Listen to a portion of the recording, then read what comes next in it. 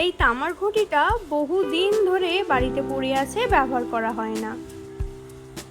তামার ঘটিতে জল খাওয়া খুবই উপকারের, তাই ভাবলাম পরিষ্কার করব এবং কিভাবে আমি পরিষ্কার করি তা তোমাদের সাথে শেয়ার করব।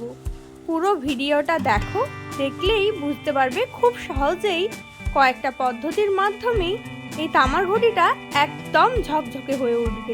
ভিডিওটা স্কিপ না করে লাস্ট অবধি দেখতে থাকো, তাহলে তোমরাও খুব সহজেই বাড়িতে এভাবে পরিষ্কার করে নিতে পারবে। তামার ঘটিটা পরিষ্কার হয়ে একদম নতুনের মতো হয়ে যাবে। প্রথমে আমি বাসন মাজা স্কচ ব্রাইটকে ভালো করে জল দিয়ে ভিজিয়ে নিয়েছিলাম। এরপর এই স্কচ ব্রাইটের ওপরে দিয়ে দিয়েছিলাম পিতাম্বরী। অনেকেই হয়তো জানেন পিতাম্বরী জিনিসটা কি, আবার অনেকের কাছেই অজানা। পিতাম্বরী হলো একটি পাউডার, যার মাধ্যমে আপনি তামা, পিতল কিংবা কোনো কাঁসার বাসন খুব সহজেই পরিষ্কার করে নিতে পারেন।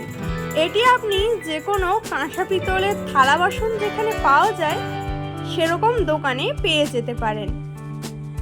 এরপর আমি খুব ভালো করে ঘষতে শুরু করেছিলাম ওই পাউডারটি দিয়ে ঘটির ওপরে।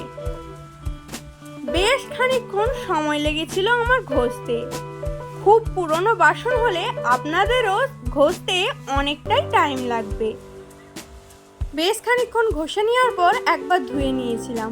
ধুয়ে নেওয়ার পর আবারও ঘষতে শুরু করেছিলাম।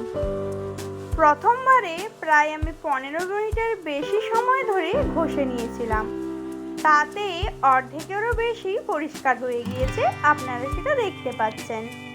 এরপরে দ্বিতীয়বারে আবারও সেই পিতাম্বরী দিয়ে আমি ঘষতে শুরু করেছিলাম।